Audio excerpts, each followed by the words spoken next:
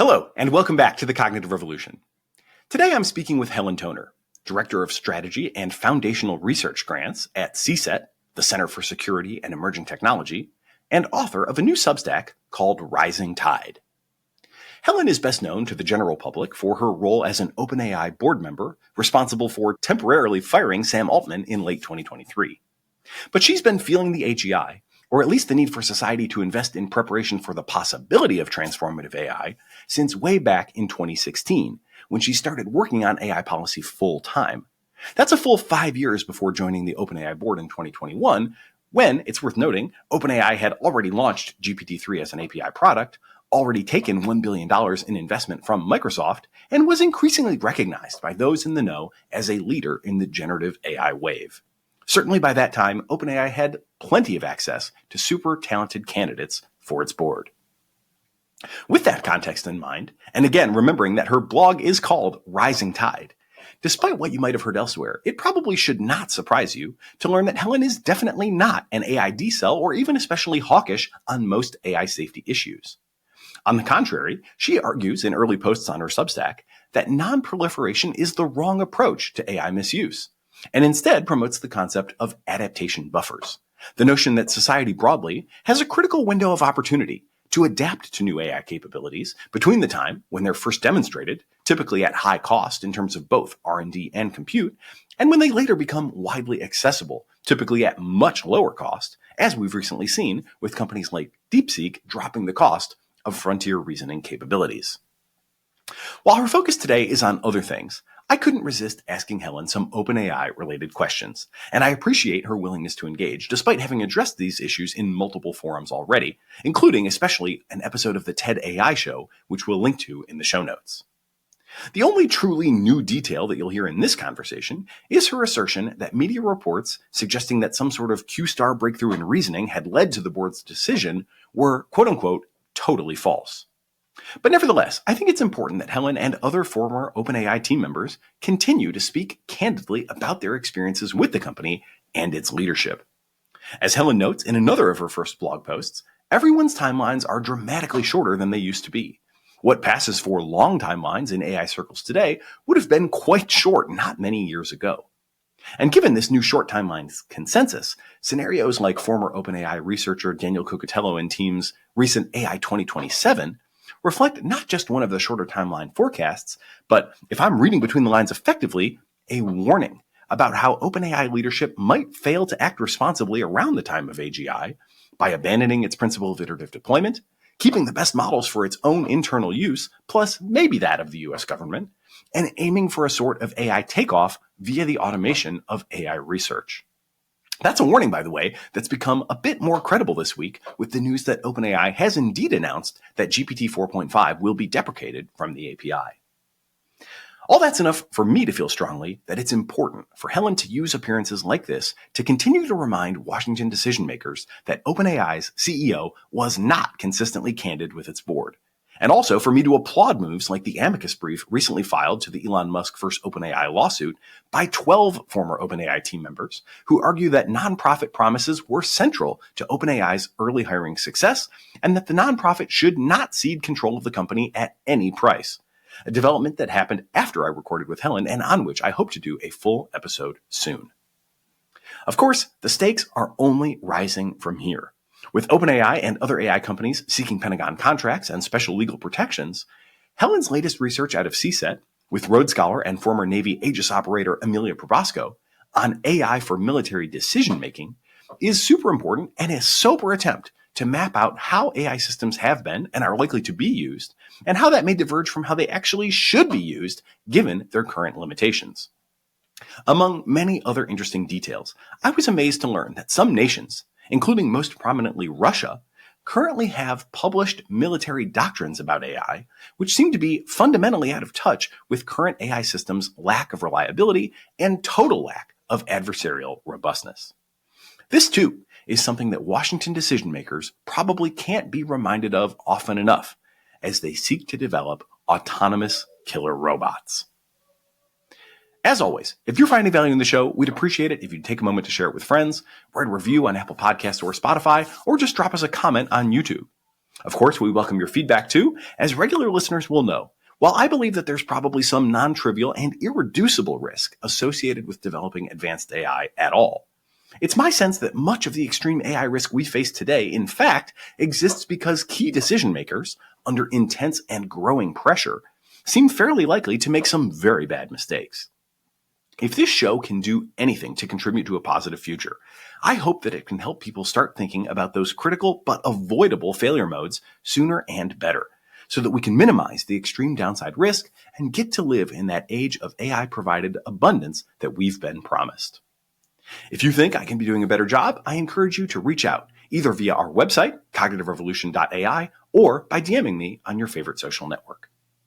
With that, I hope you enjoy this conversation, looking back on OpenAI and looking ahead to adaptation buffers and military use cases, all amidst shorter and shorter timelines to AGI, with Helen Toner from the Center for Security and Emerging Technology and author of the new blog, Rising Tide. Helen Toner, Director of Strategy and Foundational Research Grants at CSET, the Center for Security and Emerging Technology, and author of a new Substack, Rising Tide. Welcome to the Cognitive Revolution. Thanks. Great to be here. Yeah, I'm excited for this conversation. We got a lot of ground to cover. I think, we all have crosses to bear in this life, and one of yours is you're going to go on and do a ton of things in the AI space, and yet people are always going to come back and ask you questions about your tenure on the board of OpenAI, and of course, everybody is at least somewhat familiar with how that ended. So I'm not going to be an exception to that entirely, but I do want to make sure we have time for a bunch of different things. To set the stage, one question I actually don't know the answer to at all, and I'm really kind of curious about, is how did you get involved with OpenAI in the first place? I mean, this goes back years to a time when there was no powerful AI. Most people would, dismiss the notion as fanciful, and very few people were taking the whole topic seriously in any real way. But you obviously were. So maybe just kind of share your backstory with respect to AI and, some of the enthusiasm that you must have had to get into that position in the first place. Yeah, absolutely. I mean, so I joined the board in 2021, but I had been familiar with the company and with many of the folks working there since they were founded. So they were set up in, San Francisco in kind of 2015, 2016 kind of timeframe. And at that point, I was working in San Francisco, and that was right around when I was starting to work on AI issues. So it's really interesting reflecting. At the time, it felt like kind of being behind the game, because this was, 2012, you had AlexNet, the deep learning revolution was really in full swing by 2015, 2016. And so by the time I kind of came around to the view that, okay, this is going to be a really big deal, there's a lot of work to be done here, I want to make this, a really real focus for my work, AI and policy and national security. Yeah, at the time, it felt like that was sort of coming late to the party.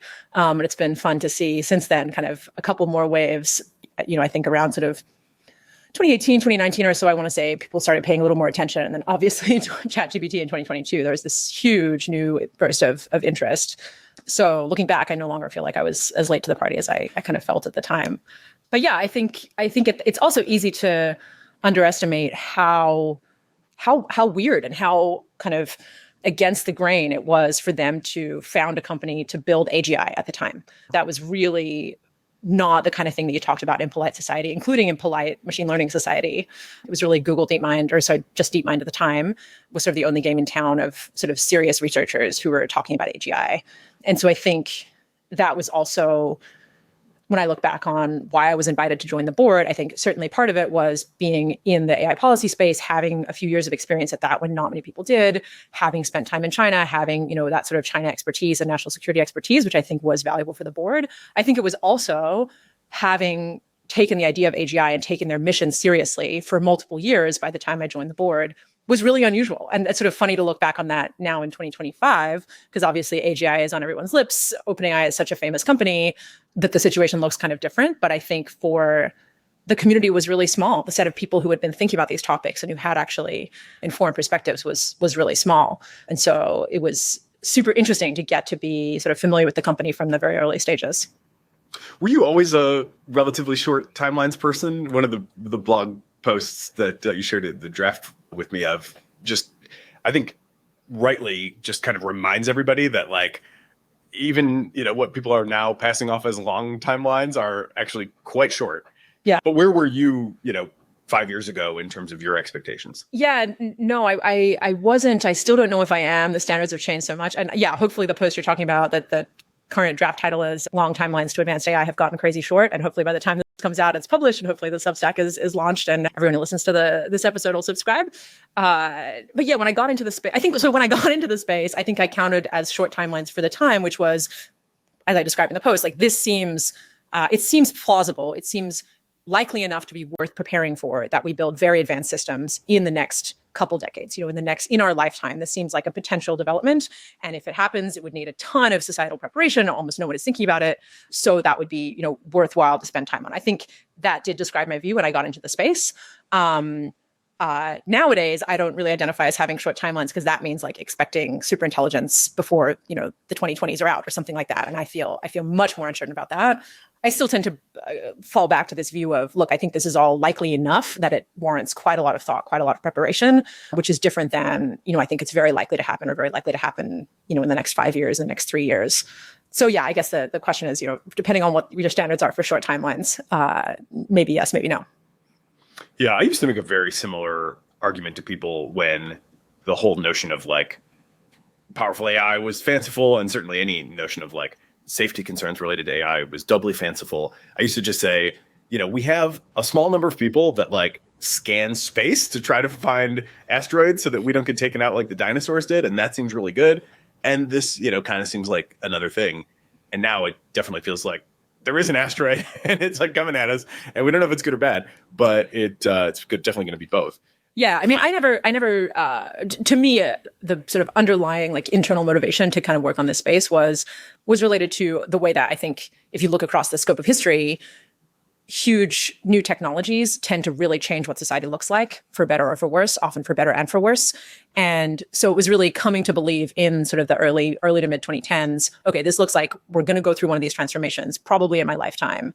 And that's going to be a really huge deal. And if I'm interested in trying to, leave the world a better place than when I found it, to the extent that I can, then maybe this is an area to go work in and shape. And so to me, it was never like, oh, this is definitely going to kill us, and so I have to get into the space to prevent it from killing us. It was much more this broader argument about, seems like pretty likely we're going to go through this massive transformation.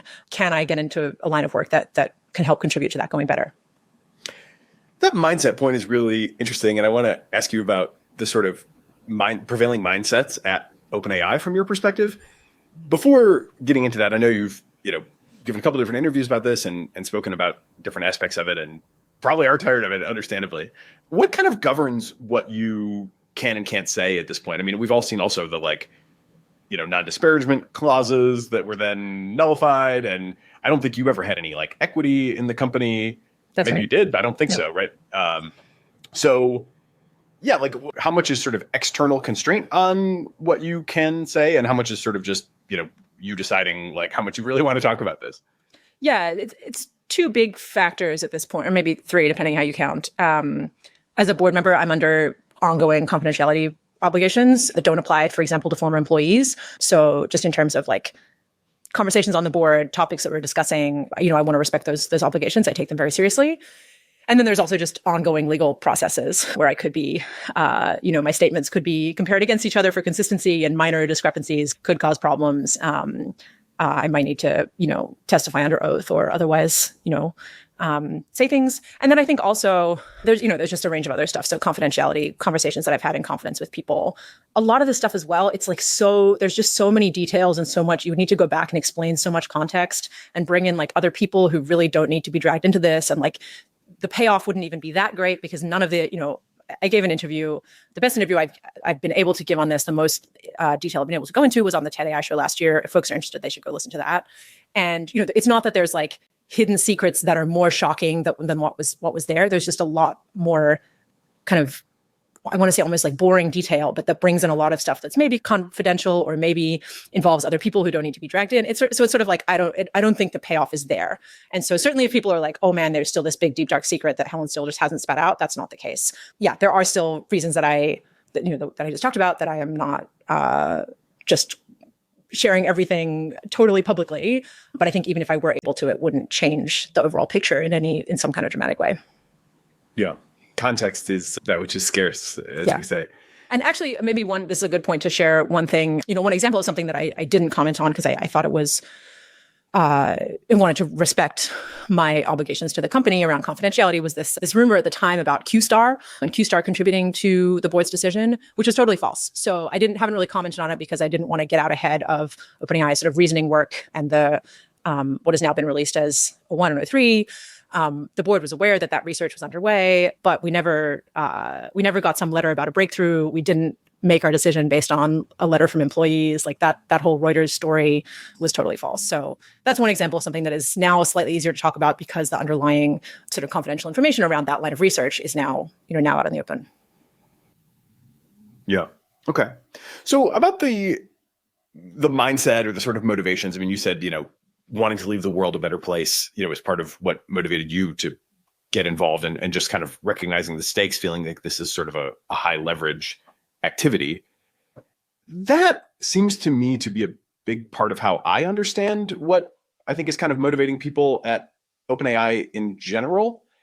And, in a way that's like good, right? I mean, everybody should want to make a positive difference. But I do sometimes worry that it can cross over into a sort of main character mindset or kind of a hero mentality. And especially as I hear more and more things about sort of guru style, coaching going on and, practice of detachment and, sort of a elite performance mindset.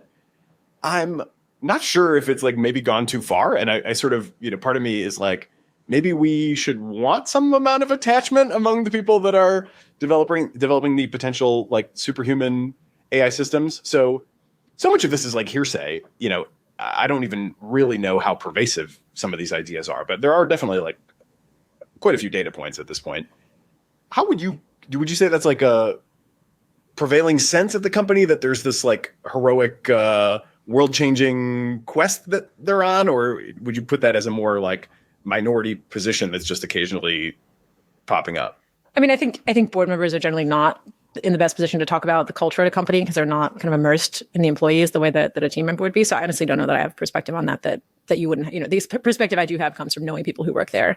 And I know people who work there as well. So I don't know, I don't feel like I have more to add necessarily. Okay. Fair. How do I get at that? I mean, it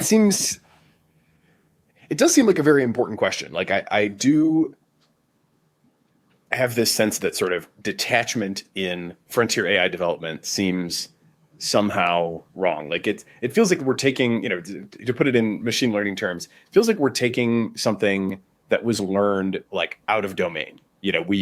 This sort of mindset that I think I'm seeing is kind of like what they tell NBA 3-point shooters to adopt, right? Just keep shooting and, don't worry, but, trust the process over the outcome and, que sera, sera, sort of.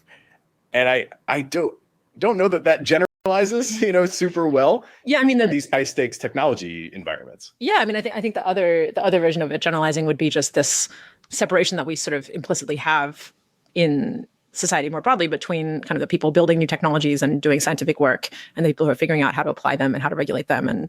And I think it's generally pretty reasonable for someone who's figuring out how to make, an airplane wing be shaped slightly more efficiently to not be thinking about how should the FAI regulate this, or how should airline seats be priced, or, things like that. I think often it does make sense to kind of decouple those more technical and more sort of societal questions.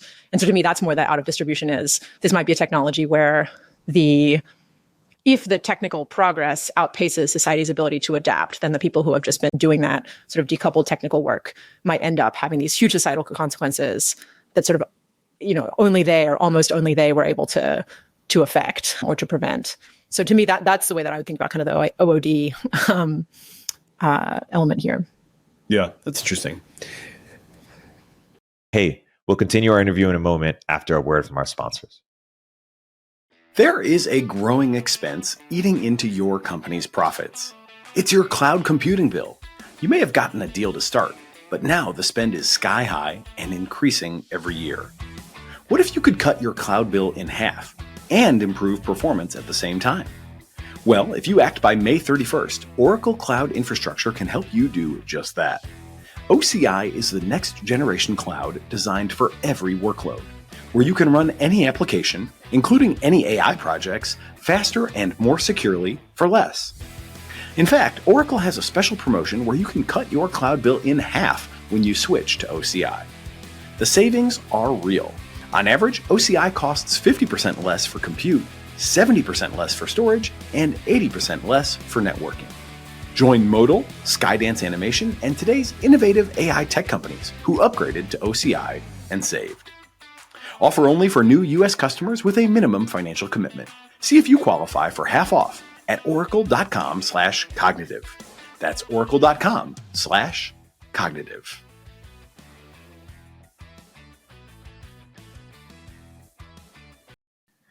Being an entrepreneur, I can say from personal experience, can be an intimidating and at times lonely experience. There are so many jobs to be done, and often nobody to turn to when things go wrong. That's just one of many reasons that founders absolutely must choose their technology platforms carefully. Pick the right one, and the technology can play important roles for you. Pick the wrong one, and you might find yourself fighting fires alone. In the e-commerce space, of course, there's never been a better platform than Shopify. Shopify is the commerce platform behind millions of businesses around the world and 10% of all e-commerce in the United States, from household names like Mattel and Gymshark to brands just getting started. With hundreds of ready-to-use templates, Shopify helps you build a beautiful online store to match your brand's style, just as if you had your own design studio. With helpful AI tools that write product descriptions, page headlines, and even enhance your product photography, it's like you have your own content team. And with the ability to easily create email and social media campaigns, you can reach your customers wherever they're scrolling or strolling, just as if you had a full marketing department behind you. Best yet, Shopify is your commerce expert with world-class expertise in everything from managing inventory to international shipping to processing returns and beyond. If you're ready to sell, you're ready for Shopify. Turn your big business idea into cha-ching with Shopify on your side. Sign up for your $1 per month trial and start selling today at shopify.com/cognitive. Visit shopify.com/cognitive. Once more, that's shopify.com/cognitive. Another thing that actually, I think last time we actually spoke, I was still participating in the GPT-4 Red Team. You were still on the board. And, it's been quite a journey since then. I've definitely watched the company super close. And I feel like I've kind of been on this roller coaster where I've been many times sort of disappointed and kind of at times even outright scared by what I'm seeing. And then at other times I'm like, well, that's dramatically reassuring. And I'd say there's probably 10 episodes, and it might be 5 to 5. The most recent two would be the publication of the obfuscated reward hacking paper, which I would put up there in the pantheon of most important, and clearly stated warnings about how AI can go wrong if it's not developed with utmost care. And then at the same, maybe the same week or within 72 hours of that, there was the response to the White House request for comment on what AI policy should be. And there, we got a rather, I would say, escalatory vibe, certainly with respect to China. We've had, Altman has said things like, it's our values or their values. There's no third way, which seems, again, ruling out a lot of possibility space, quite prematurely. And then also asking for things like, just cancel all, property rights so we can just train on everything. Because, again, if we don't do that, that China will. So it seems like there's this almost schizophrenic nature to the company. And I wonder how you understand that. Yeah, I find it confusing as well. And I think it has seems like it's gotten more pronounced over the last year or two. One explanation could just be that which I think is, as far as I know, is the case, that there's relatively, a decent amount of freedom given to employees to, tweet as they choose, to, do some research directions and maybe write about those research directions. I think there's different processes that different things go through. But again, I haven't been close enough to those sort of on the ground decisions about what gets published when to have any kind of insider perspective on that. But I do think I agree with you that it's striking how different some of the voices from inside the company seem to be. And I wonder if, I hope that the more technical folks there are paying attention to the kind of policy messages that are being sent out by the company, given how much they sort of contradict each other. How would you advise people that are there today? I mean, if you are inside and you are, and this could generalize beyond OpenAI, I think, I don't see any reason to think that XAI won't have similar issues, and potentially, other companies that are generally held in higher esteem in terms of their, safety practices very well could too. Yeah. It's all coming at us pretty fast. So if you are somebody inside a company and you're concerned about what you're seeing, what should those people be thinking about? And maybe flip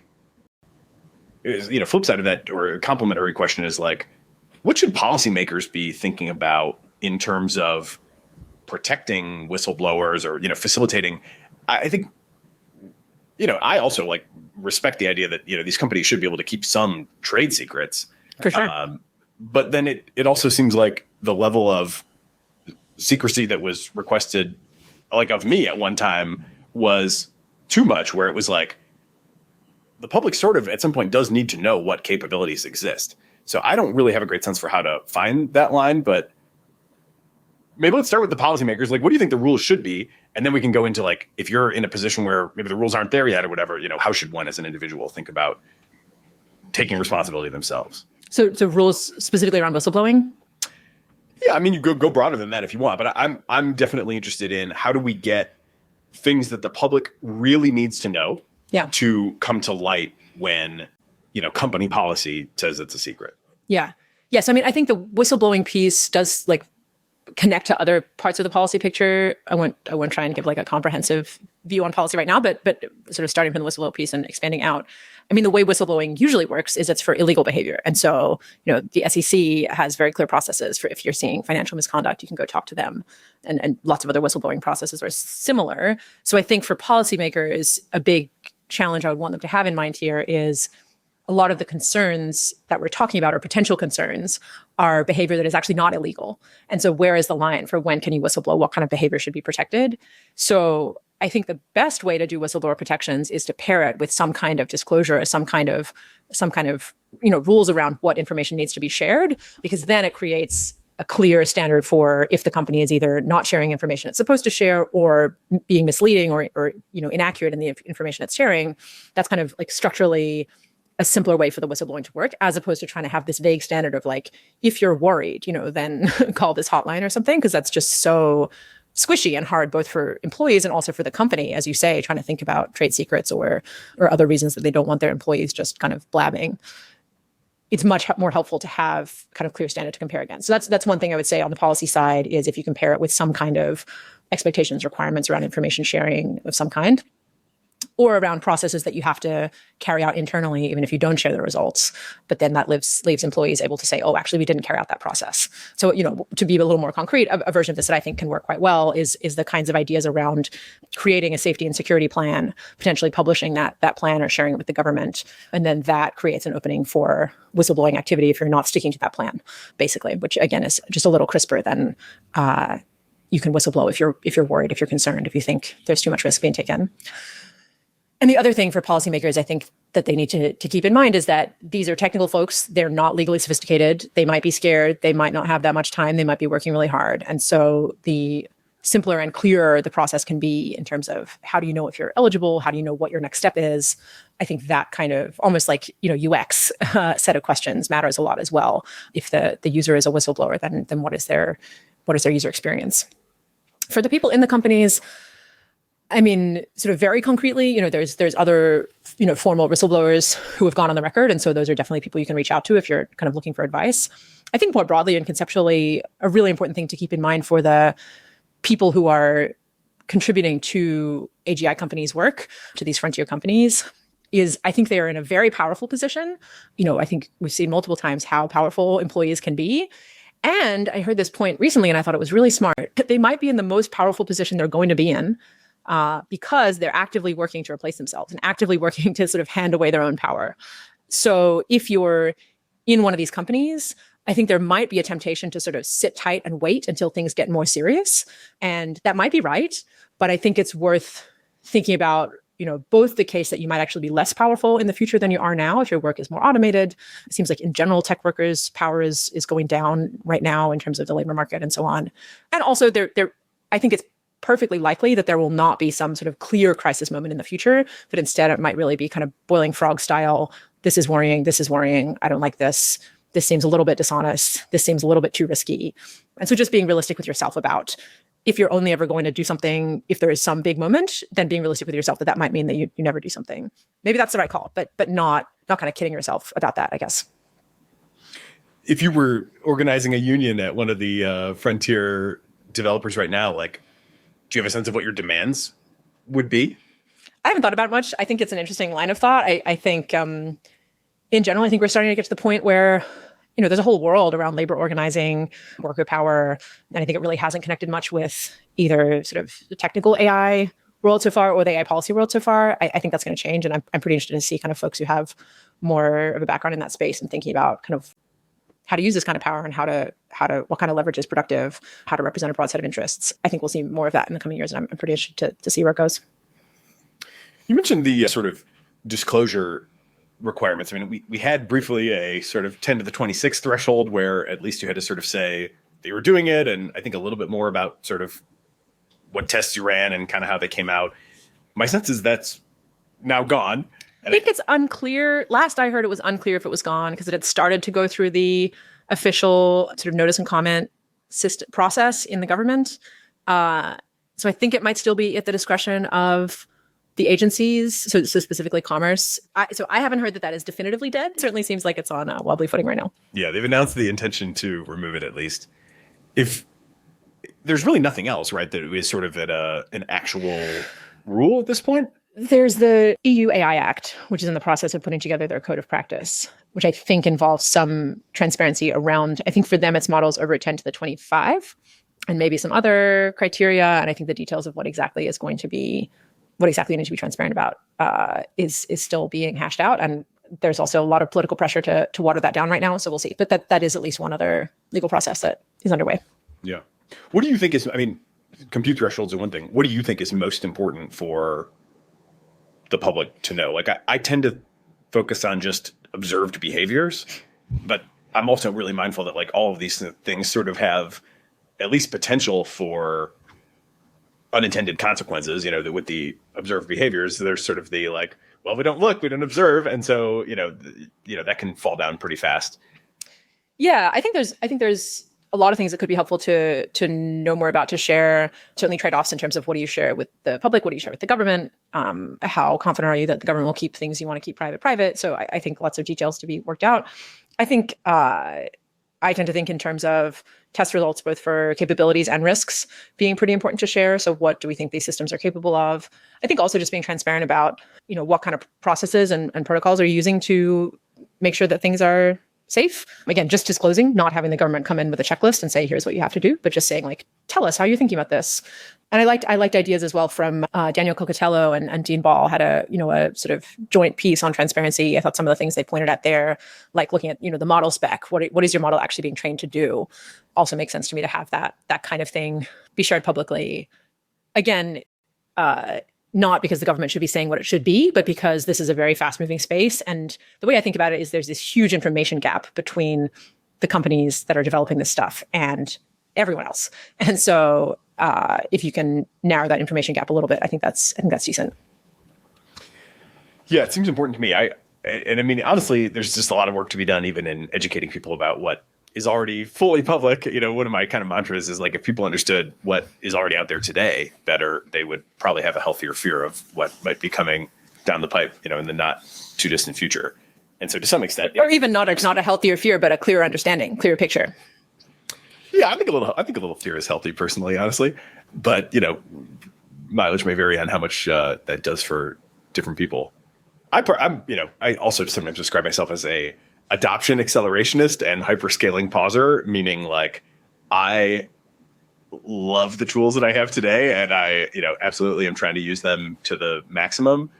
And I also am like, man, there's a huge overhang, for society broadly on what we already have, and it's and we continue to see so much more pulled out of, models of a certain kind of, resource input that I do think we're, potentially starting to get close to the line of where like certain thresholds could be crossed in ways that we just like can't take back and might ultimately regret. Obviously the canonical one is like you open source a model that is later found, to be able to help people make bioweapons or whatever. And like, you've just created a new sort of Damocles that hangs over everybody, kind of indefinitely.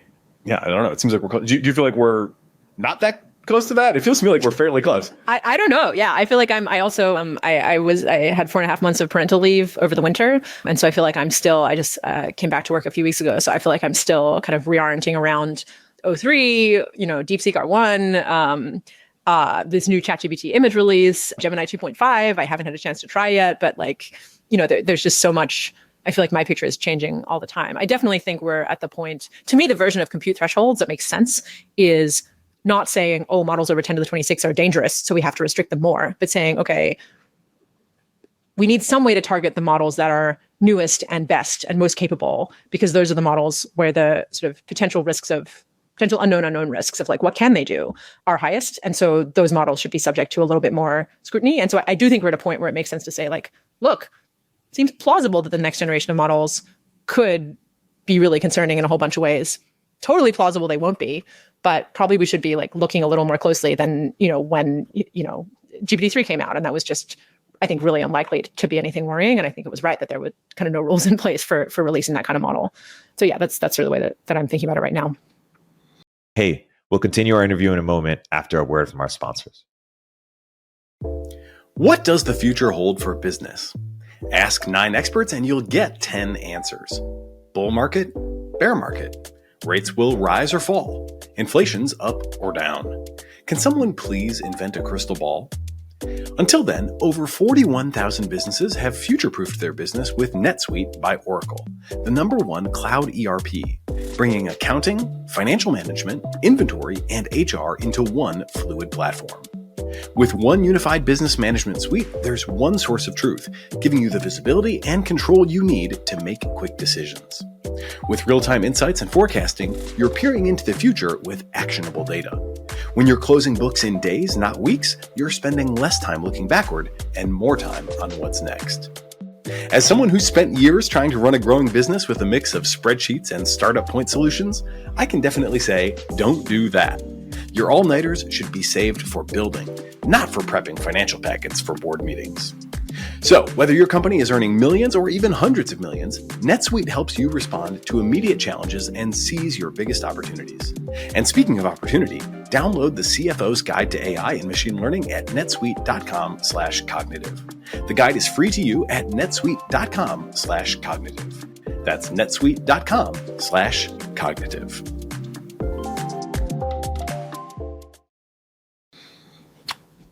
This may be a good opportunity to talk about your concept of adaptation buffers, which is, I really like that phrase and notion.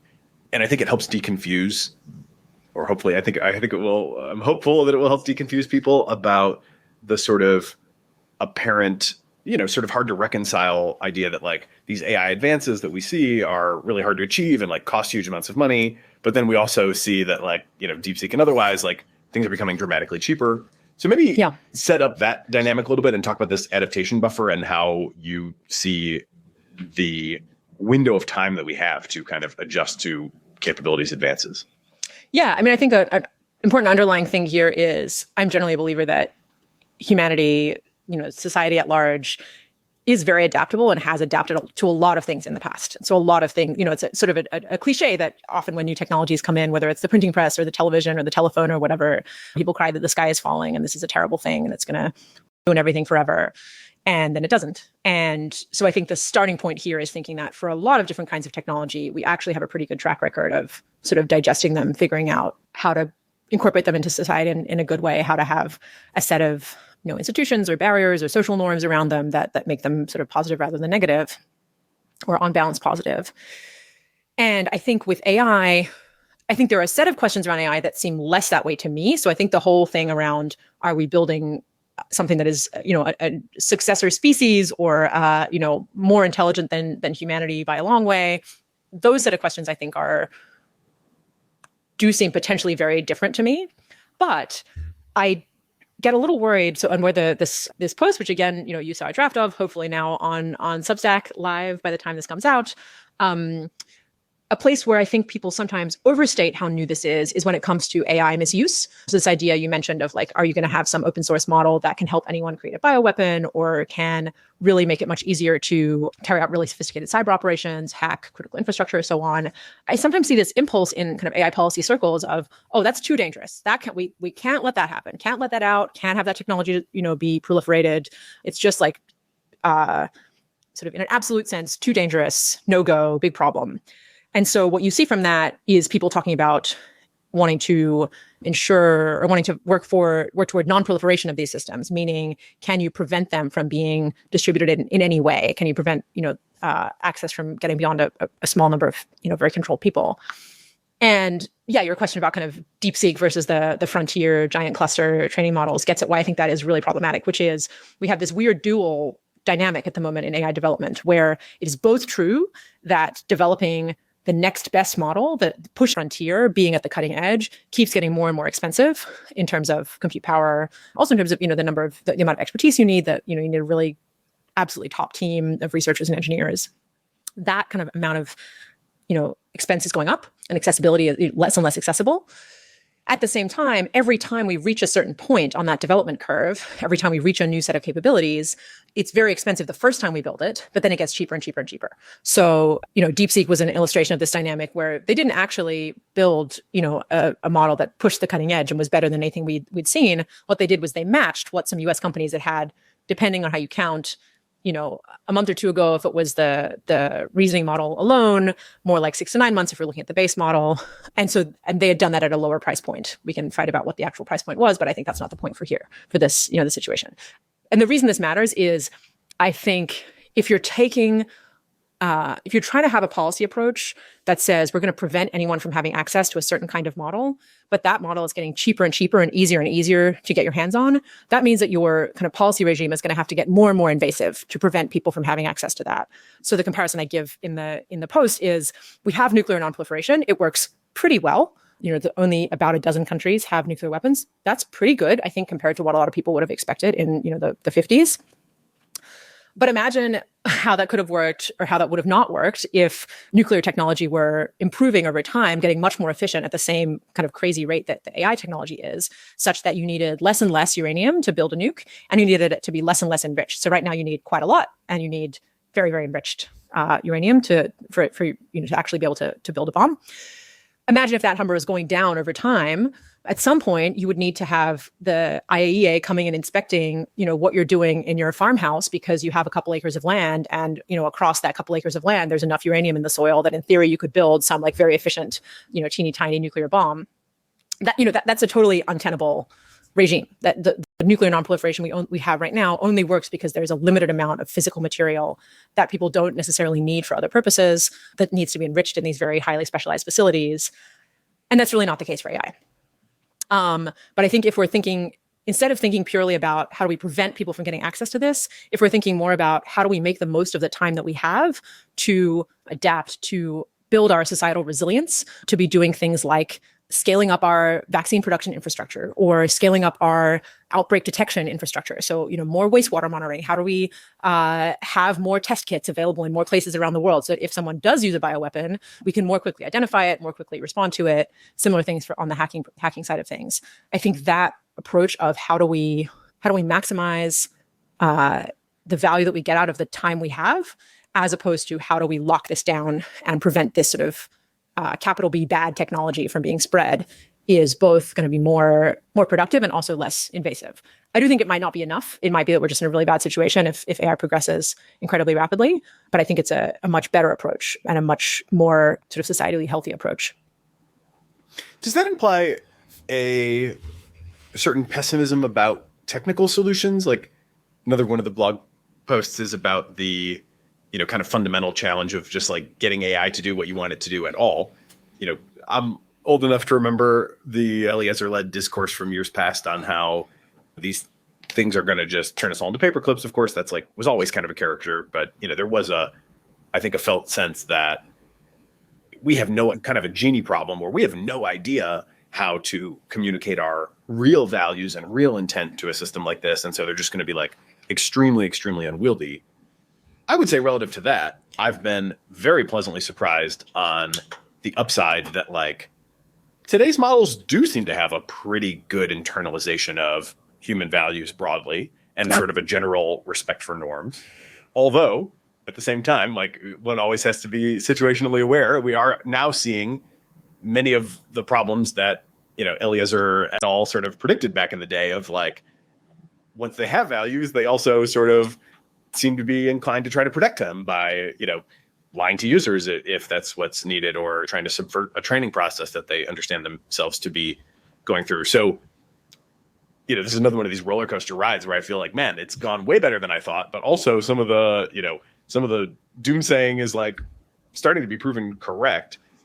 But I guess I would be optimistic that like if we had a sort of adaptation buffer that was maybe a little bit more required or, imposed by authorities as opposed to just kind of trusting the sort of natural sawtooth motion, because it does seem like DeepSeek might be about to challenge that, or at least those sawtooth time intervals might be getting really short. Like, yeah, I would, definitely love to see all the great things of wastewater monitoring. And, the fact that we haven't done anything really about it the last pandemic is not bode well. Indeed.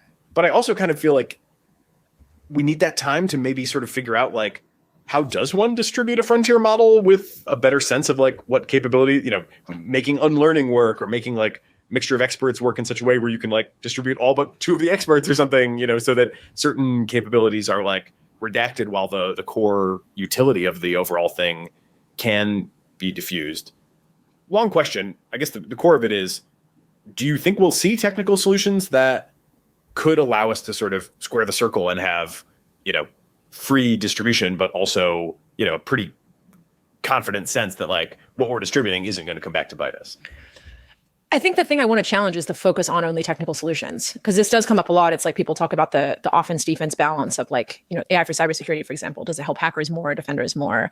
Same for bio. People talk about, does it help you, design a new vaccine as much as it helps you design a bioweapon? And I think that's just one small part of the picture. I think the thing that I'm trying to point to with the idea of an adaptation buffer is that a lot of the ways that we, specifically, if we're talking about these misuse risks. So are there going to be terrorists who build a bioweapon? Are there going to be hackers in their basements who can suddenly bring down the US power grid?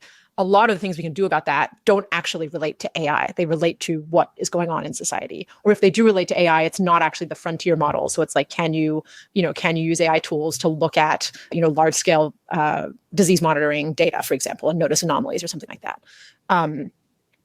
For bioweapons, it's like, if you talk to people who work in biosecurity and bioterrorism, there's a lot of stuff that has nothing to do with AI, nothing to do even with biomaterials. It's things like, who is the FBI tracking? How good are they at detecting plots before they get very far?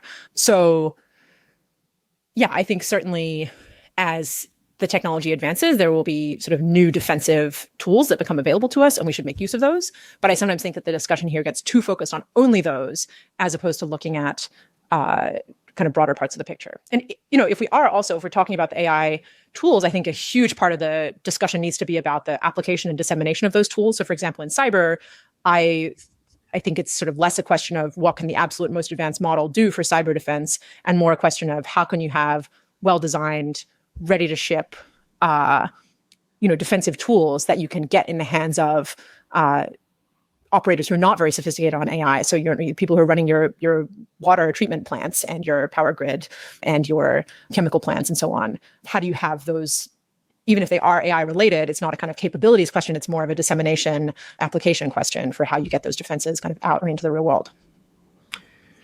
I just talked to somebody not long ago who is applying language models to the challenge of formal verification of software.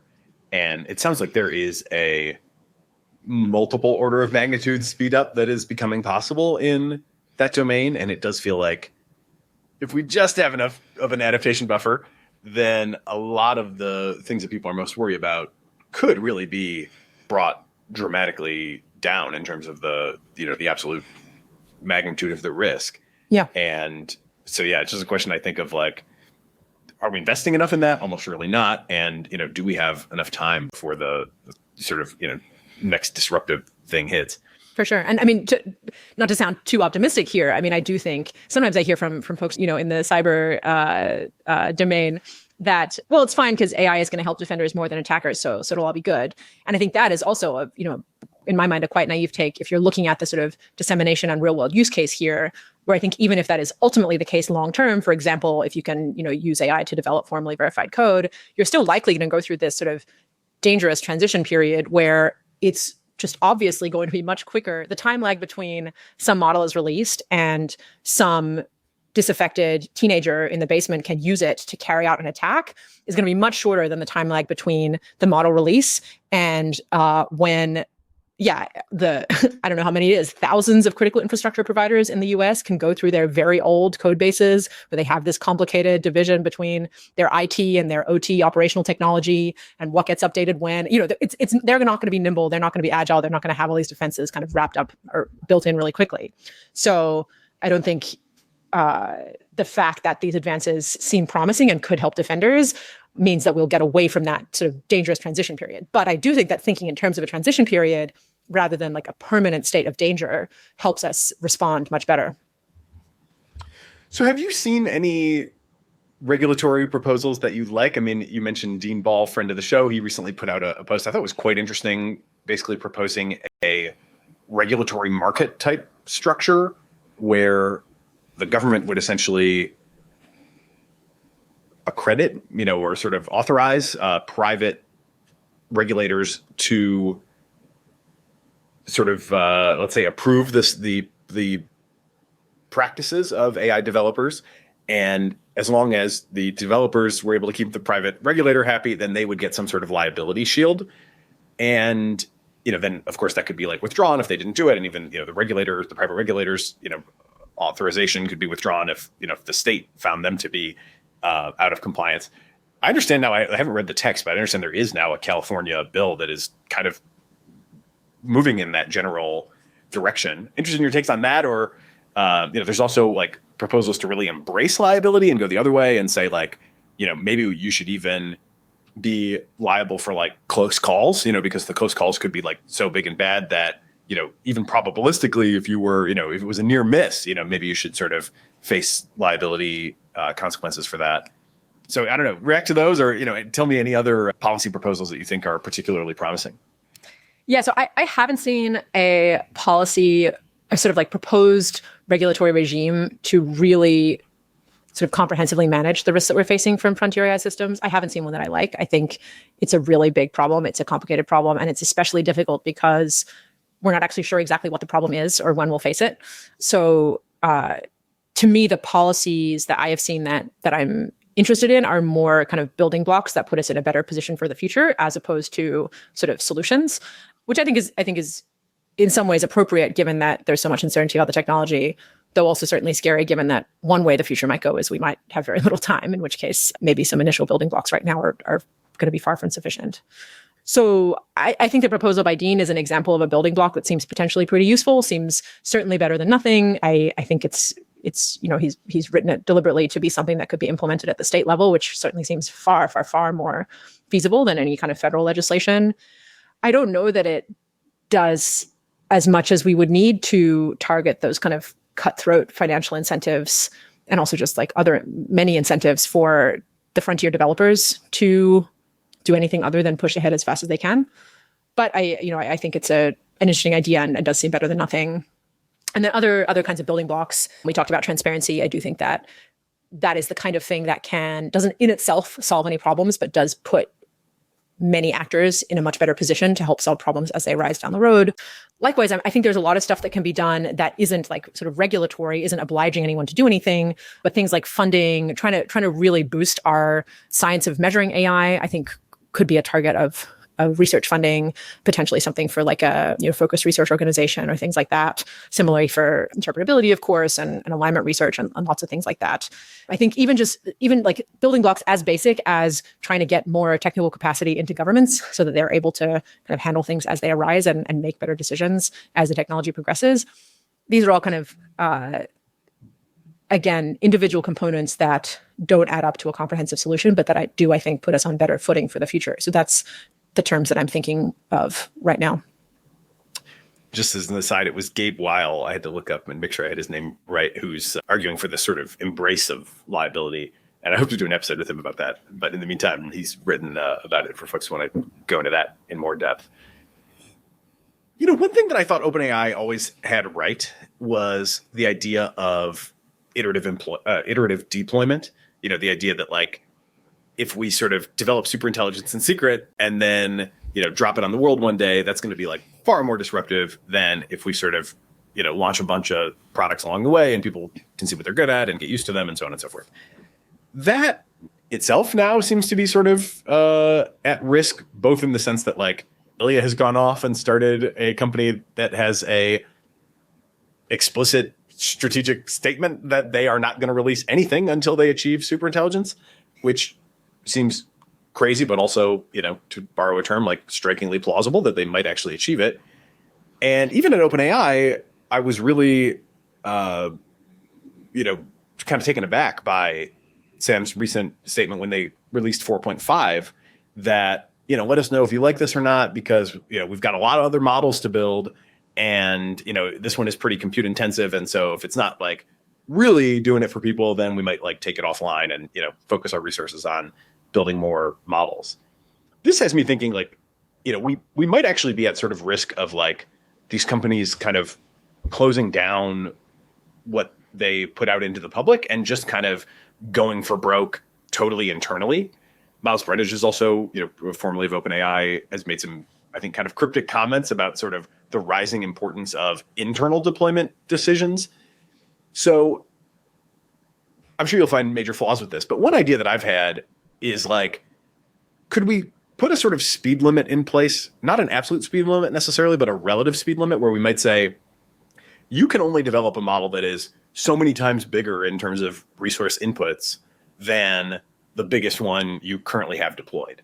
And if you want to go bigger than that in your development, you got to deploy something that's kind of, you know, helping us as the rest of society, like understand where all this is going so that we don't have these, you know, sort of not exactly unilateral, because we know that we've got multiple voices inside the companies, but, you know, these like very small kind of concentrated decision makers without much at all in the way of visibility, just going for something that they seem to believe could be like a world takeover capable technology. So I guess, how big of a problem do you see that possible retreat from iterative deployment being? And, you know, do you like my relative speed limit solution or have any others to address that? Yeah, I agree with you. I think iterative deployment in general seems like a good approach, with, of course, the caveat of at some point you should probably have some criteria in place for when you would not just iterate. Because, you know, the idea of iterative deployment, I think, is to kind of put it out in the world, see what happens, adjust, try again. And I think that's great as long as you're confident enough that what you're putting out in the world is not going to have any, you know, really severe, irreversible consequences. So the question is, how do you know, when do you decide to do it differently? I'm not sure that I see a retreat from that. I think I don't know that it's ever been like certainly was or has been OpenAI's MO, but I don't know that it's ever been kind of an across the industry approach. Your idea, I think it's interesting. I've heard kind of similar proposals. Could also be things that kind of companies adopt internally in terms of, you know, how much scale up are you going for at a given time. It sort of feels to me like it runs into the same problem that so many of these run into, which is, one, how are you going to implement it? Like, to do that in the US, you would certainly need legislation. I don't see how you would do it without legislation. We're not going to get legislation. So then how do you do it? And then also, doesn't it just mean that we lose to China? It's going to be the other, you know, the other big question. So I think conceptually things like that could work, maybe, or could make sense if they were implementable. I don't really see how they're implementable. And then if they were, then I would want to come back to this question of like, okay, is this actually the right approach? For me, I tend to be pretty pessimistic about sort of solutions that involve slowing down at kind of the input level, meaning slowing down, pausing for a certain number of months, or slowing down how much, you know, how quickly you're advancing, versus slowdowns that are sort of conditional, more of this kind of like if-then approach of, you know, we're not going to keep progressing until we have hit this level of understanding of our system or this level of risk mitigation, which I think a lot of the companies now have in place, or, you know, have made voluntary statements that they will think in that way. So that would tend to be my preferred approach. But I think this kind of thing, I think we're in a rough situation right now for anything that will involve kind of cross-industry coordination, because there's so little political appetite at this moment. Maybe that'll change. Probably that'll change. But for now, it seems hard to imagine. Do you think it all at the end of the day is about the fact that the policymakers, the members of Congress, whatever, just don't buy it? I mean, it seems like if they really believed what Ilya is saying, that he's going to not release anything until he has super intelligence, and he thinks that's going to happen in the not too distant future, then they wouldn't just sit back and be like, well, let us know when you got the super intelligence, right? Like, It seems to me that they just fundamentally don't believe it. And that's like the biggest barrier to something, and there's a lot of questions, obviously, on what that something should be. But I find the notion of we're not going to get legislation, to me, that still feels like a sort of education challenge. Like, again, if people had a better sense of what already is deployed, they might be like, yeah, I don't know that I'm comfortable with Ilya and how many people even work there? It's like, are we talking like a couple dozen potentially, maybe up to, low hundreds now? It can't be that big. And then we're just going to, sort of wait for them to pop up with super intelligence. Like, that seems so crazy. I agree with you. I think it is in large part a question of how seriously do people take the possibility that AI will get as good as someone like Ilya thinks it will. But I also think that U.S. Congress is really broken right now, not in an AI way, but just incredibly dysfunctional. A friend of mine who really knows his way around Congress, has worked on the Hill for years and years, said that he thinks that the U.S. House of Representatives is less functional than it's been since after the Civil War. So really dysfunctional, separate from AI. So I agree with you. I think there will be most likely windows that open again if the technology keeps progressing. And I think people will change their views and change their level of urgency around it. And also, I don't know that will be enough to actually get thoughtful, productive regulation through Congress at the federal level. It might be enough to get some kind of bill. And I certainly know people who are working on, sort of like a Patriot Act for AI, where the Patriot Act was put in place after 9/11, but had really been developed in advance. And sort of setting aside the merits of that bill, I think that approach makes sense of saying what you're going to get some window after some crisis. I think that is a reasonable way to be thinking about AI policy right now. I think it'll be a big lift, even in the wake of a crisis, to get the right kind of productive, useful legislation through, not just kind of fighting the last war or doing a bunch of stuff that people wanted to do for other reasons. The other model for this, in a past era when it seemed like we might actually get something through Congress, the other model for this that I have thought about is sort of the trying to avoid a 3 Mile Island situation, where 3 Mile Island as a nuclear disaster seems to have basically killed the U.S. nuclear industry because the safety regulation that was put in place afterwards was just too onerous and wasn't comparing to risk posed by other sources of energy and wasn't actually kind of commensurate to the level of risk. And instead, it just sort of shut down the whole industry. And I think that story, in my mind, should be motivation for AI developers to want to have some more safety guardrails in place earlier to prevent that kind of accident, or to mean that if that kind of accident happens, you have a better answer, or legislators have a better answer for the public of here's all the stuff we did in advance, and this really was just a freak accident. I think right now we're on track for a massive knee-jerk overreaction when something happens, but we may have passed the point where we can prevent that at this point, given how unlikely regulation looks. I don't know. Maybe the states will exceed my expectations. Maybe there'll be kind of more useful stuff that comes up there. Yeah, I say something similar to AI developers and investors, not even so much at the frontier level, but even just your rank and file app developers all the time. We are right now, the voice AI world is totally taking off. And also, I think if they're not, pretty quick to sharpen up how they handle the technology, we're headed for a world where there are going to be some high profile things. And because the voices are getting really good, and you can still go to all these products and just drop in whatever voice you want, click the checkbox, and the next thing you know, you're calling, as Trump or as Taylor Swift. I did it with Biden, during the election as well. Just call anyone, say anything. There are zero guardrails on these products. And, that's not going to be good for the industry if it, they're definitely, again, playing with a certain kind of fire that I think self-interest alone would dictate better governance or stewardship of such powerful technology. But that seems to fall on deaf ears. And one thing I think is maybe gets a little bit glossed over in sort of the kind of more detailed or wonky discussions of this, people who are thinking really hard about the risks, thinking really hard about the policies, is I think it's quite unpredictable or quite maybe unintuitive which kinds of things will catch the public imagination or will create sort of a perceived crisis. So, I think seems to me like after the GPT-4 release, one of the things that really caught fire was this conversation that Kevin Roos had with Sydney, and was trying to get him to leave his wife and whatever. And the AI people I know who read that transcript were like, look, he really led it there. Like he was really kind of prompting the model in a way that got it to go there. It's not that surprising. It wasn't dangerous, didn't actually harm his marriage at all, probably was a huge boost to his career, But that is what really kind of caught attention and got people worried. And likewise, I don't personally feel that worried about the risks from voice synthesis. We could, talk about that maybe.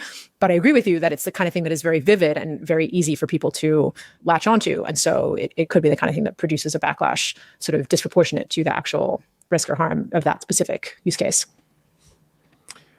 Well, in the interest of time, let's keep moving. You alluded to maybe the one thing that can unite the Congress, and that is the threat of China. And, certainly a growing number of my AI conversations sort of get backstopped or kind of run into this like final barrier of like, well, but China, we'll lose to China.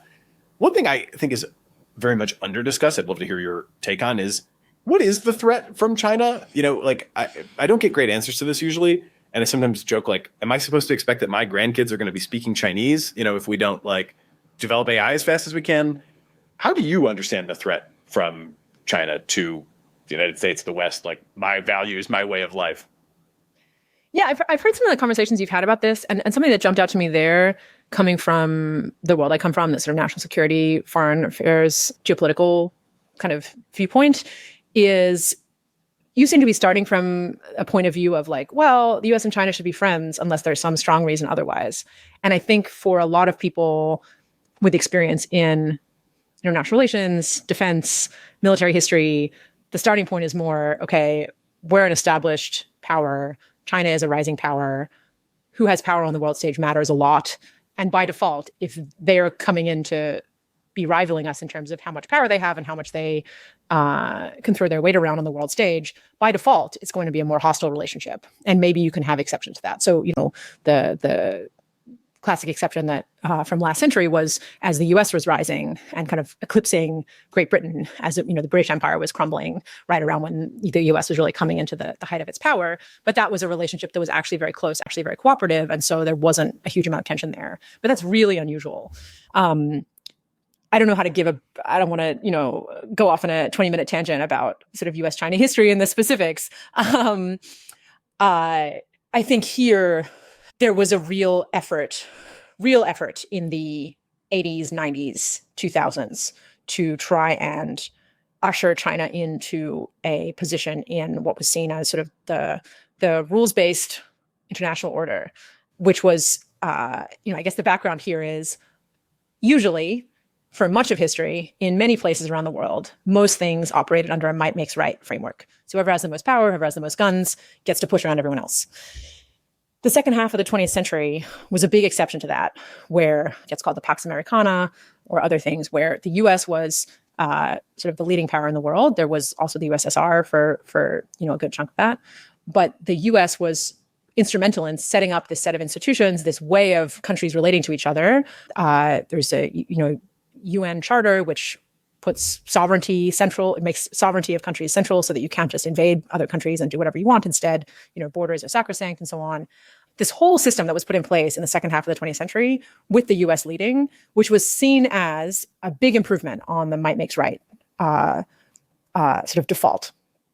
And I think we're in a weird place right now where if you look back at the last few decades of US-China relations, I think a lot of the hostility now comes from the failed attempt to bring China into that order.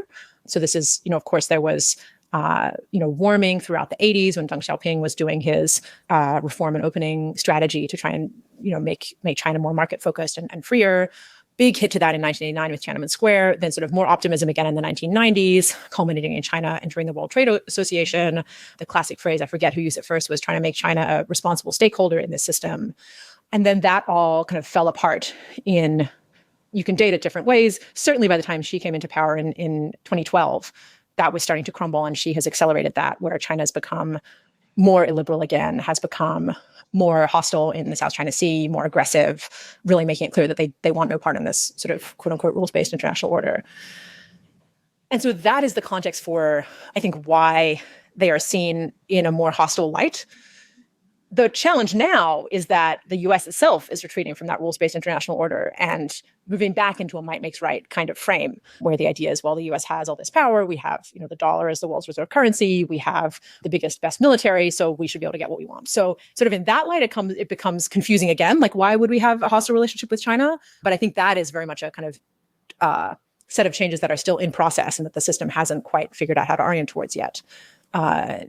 Yeah, and I mean, I think it definitely comes down a lot to, I guess there's sort of two big questions. One is China's position in international institutions and its relationship to sort of the whole world. And then there's also these sort of territorial military questions around, is China going to try and take Taiwan? Is China going to be aggressive around Japanese, Filipino, Korean assets? Sort of more of a like hard power military set of questions as well. Are they going to, for example, coming back to the sort of rules-based international order, are they going to damage the freedom of navigation norms that the US has been so instrumental in preserving, that are so good for international trade, for example? Are they going to prevent people from using what they claim to be their waters? Or, there's a whole kind of set of questions around who has power, what are the rules, what are the norms, where China is very clearly not wanting to cooperate with the US on that. And so the US has shifted since 2016, 2017 into a more confrontational posture. I have to say, though, that, all of that stuff, like, I'm generally familiar with that history. Plenty of things we can, complain about China doing. You didn't even mention stealing all of our intellectual property, which is definitely a rightful point to which, many American business leaders and others object. So, there's wrongdoing inside the Chinese nation as well that we can point to. And I think, again, like, justifiably and rightfully criticize.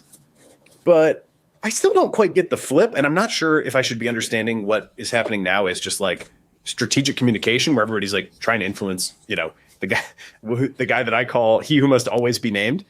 But like both Altman and Dario have done a pretty dramatic flip, where there's video evidence of them not that long ago saying everybody, is too worried about China, like a race with China would be one of the worst things. We should make our own decisions about what's right to do and not worry so much about them. And we can, point to these clips. And now we've got both of them basically saying, we got to go as fast as we can or we're going to lose. And Dario's even like saying, we can't accept a multipolar world. We need to maintain a unipolar world. And I sort of am like, man, who's really being aggressive here? I haven't heard China say they want to be at the center of a unipolar world. I've only heard Americans say we want to be at the center of a unipolar world. Depends who you read and how you read it. The Chinese, I don't know. But I mean, I agree with the idea of technology, right? Like we're the ones that are saying like, we need to box them out and have this unassailable lead. Meanwhile, they're just like open sourcing everything. It doesn't seem like they're like trying to dominate us as far as I can tell. I mean, open sourcing, I think, makes a lot of sense if you're if you're the following position. I think it makes a lot of sense to be trying to show off how good you are, trying to attract talent, so I don't know that is like just coming from pure goodwill and lack of competitive spirit. I think that is more that makes a lot of sense if you're not leading, and it's much less clear how to handle openness if you are leading. I agree with you that the position change and the rhetoric change from a lot of the top CEOs has been pretty striking, and honestly, I think it's just the path of least resistance at this point. There's so many different issues to handle here with AI, and so little agreement on what to do about it. And the one thing that people can agree on is, well, we got to be China.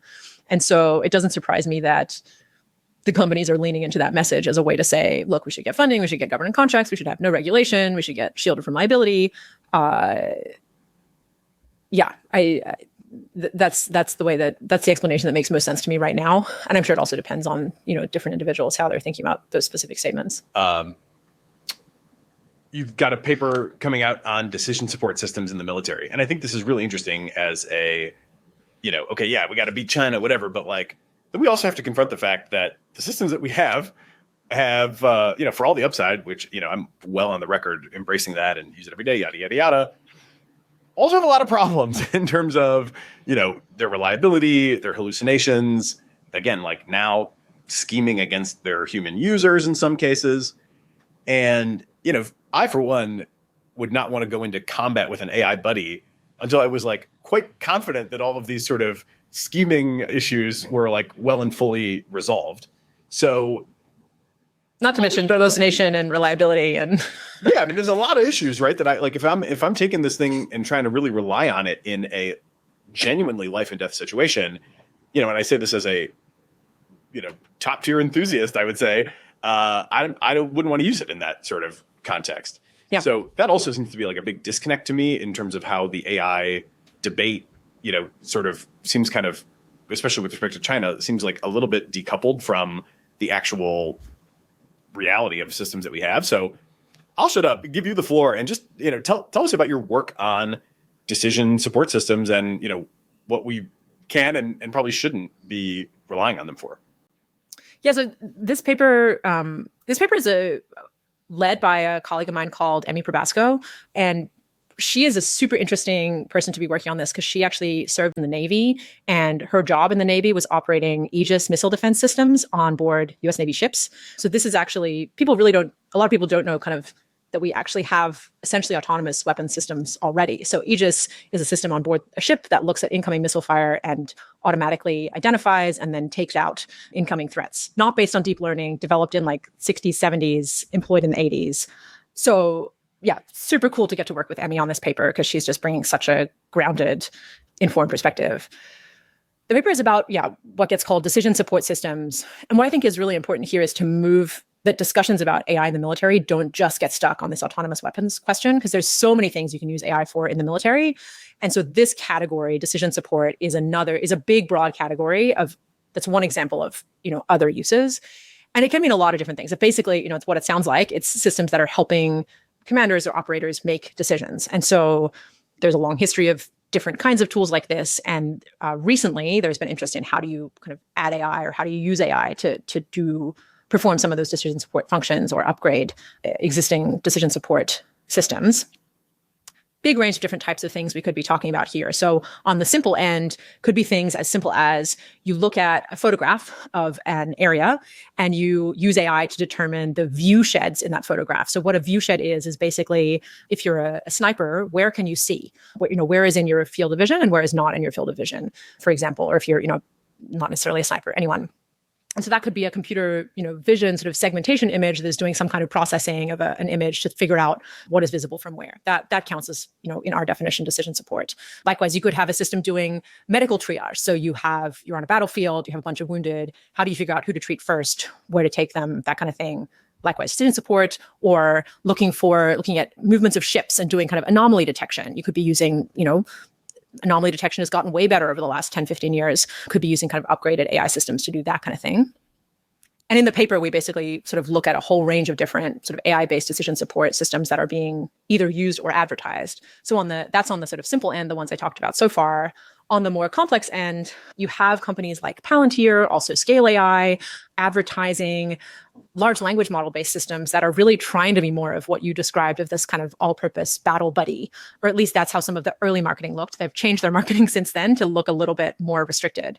But this could be something that some of the early videos would have a huge range of potential functionalities kind of in these demo videos. They might include things that to me like make a good amount of sense, like you're using a natural language interface to access some like clearly documented information elsewhere. So for example, you've identified some enemy movement and you want to know where's your nearest unit, like geographically, where is it? So you could ask that, and then it could refer to some database or some other system and show you, okay, here's the nearest enemy unit. And then you could say, okay, and how many missiles of such and such type do they have? You get access to that information. In theory, that all makes good sense to me.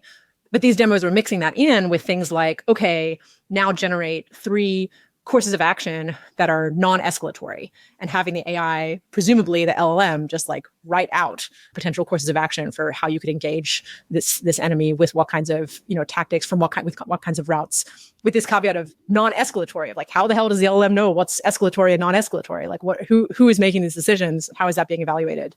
And these kind of different use cases, or another one was like looking at Chinese writing, or you're looking at the writings of some country and figuring out what they think about some set of questions. And these use cases will all kind of be mixed together in these demo videos. And so part of why we wrote this paper was to say, look, this is a category of use for AI that makes a lot of sense. There's a lot of ways that it can help the military work better, help clarify, get rid of fog of war, reduce fog of war. But these systems are not perfect. And there are a lot of ways you could use them that could go badly for you. And so how to think about that. And so, just briefly in the paper, we talk about kind of 3 types of considerations that we suggest be considered if you're thinking about whether to use a system of these. So the first is scope. What is the scope of this system? How tightly bound is it? How well can it be tested for that particular set of activities versus is it more sprawling? Is it more general purpose? Is it more kind of whatever happens to come to mind that you might want to type to your battle buddy? Second is data. So what data has it been trained on? How confident are we that that data reflects the situation that you're in? A huge problem for, military operations in general is both that you're likely to be in sort of situations that are novel and also that you have an adversary trying to mess with you. So how do you think about whether the data that a system has been trained on are going to be really reflective of the real world situation you find yourself in? And then the third kind of factor that we talk about, which I think is really, really important and really often neglected, is this kind of human-machine interaction component. So how is the system designed to help the person operating it understand what it can do, what it can't do, help them make decisions that are good decisions, help them not overtrust. And there's a long history of kind of user interface, I think, being undervalued in military circles and then contributing to unwanted outcomes as well. So essentially we're trying to lay out this sort of category of systems and describe both why militaries want to employ them and how they can employ them productively rather than counterproductively. Do you see any stable equilibrium in the future here? I mean, I was struck by, I'm sure you read Dan Hendricks and Alex from Scale was one of the co-authors, Eric Schmidt, the MAME thesis. I, sad to say, didn't find that super compelling as a idea of what a stable equilibrium could look like, although I really applaud the idea of trying to articulate something that could be a stable equilibrium. But it just feels like, where we sort of inevitably end up, especially if we don't get on the same page with, the countries that we're currently most fearful of, is what I'm starting to call AlphaGo for the Army, which is just self-play, simulation-driven kind of go to superhuman performance by just having these things battle it out amongst themselves and hill climb to a level that human tacticians, especially when you consider speed, just can't get to. And, that's one way we get to Skynet. And that just seems like a pretty bad situation where we have these sort of inscrutable, but hyper lethal systems that we build in theory to defeat an adversary. And maybe it even happens that way.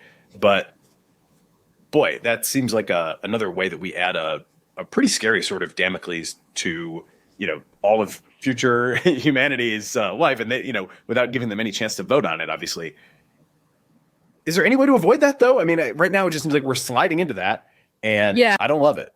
Yeah, I mean, many thoughts here. The MAME paper was really interesting, basically, for folks who didn't read it. They had a few different things in there, but the key idea, this MAME idea, I think it was mutually assured AI malfunction or something like that. The idea was, which I think there's a correct core to this, which is if one country is going around saying, hey, we're going to develop superintelligence and then we're going to rule the world, the universe forever, that's going to create an incentive for other countries to react and respond.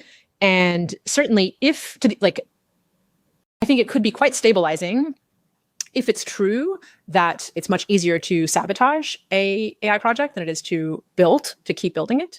That could be a stabilizing dynamic, both because, maybe you have these projects getting sabotaged, but also maybe that affects what kind of projects you undertake in the first place. And in the paper, they get into how could you harden your project and make it harder to sabotage, and how many years of development with that, if you have to build your data centers in a mountain, how many more years does that take, et cetera, et cetera. So I think there's a core logic to that is helpful, and I thought was a useful contribution to the discourse of saying hey, there's actually going to be multiple parties in this decision making system. You don't just get to say, hey, we're going to race ahead and win the race, and the other parties have options beyond just trying to develop their own AI system. They can actually kind of engage with you in other ways. I thought that was helpful. I agree with you that I don't think it has the force that mutually assured destruction did in the Cold War. I think mostly because of the clarity. The mutually assured destruction was so clear. We knew what nukes did. We knew how they looked. No one wanted to use them. We understood how it would work. Once second strike was really guaranteed, we understood what it would look like. Here it's just all so much unclear. So much more unclear. What does superintelligence look like? How much does it matter strategically?